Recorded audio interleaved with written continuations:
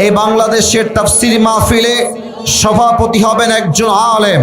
কোন সুদখোর, ঘুষখোর, বাটপার, জালেম মাহফিলের সভাপতি হওয়ার কোনো যোগ্যতা তার নাই।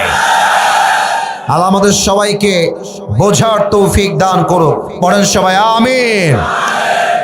এবং আমি আজকের এই মাহফিলে যা দেখতে পাচ্ছি, আমার এই ডানে, আমার এই সামনে, আমার এই বামে, আমার মন বলছে আজকের এই মাহফিলে যত অডিয়েন্স এসেছে, আমার যদি ভুল না হয়, আজকের মাহফিলে 90% বেশি কলিজার টুকরা যুবক ভাই আজকের মাহফিলে এসেছে।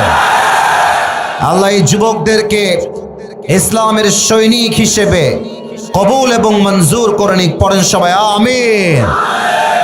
আমার প্রিয় দিনাজপুরের চিরির বন্দরের ভাড়, চিরির বন্দরে রাতের বেলা কখনো আসা হয় নাই, দিনের বেলা আসার সুযোগ হয়েছে। আমি দিনের বেলা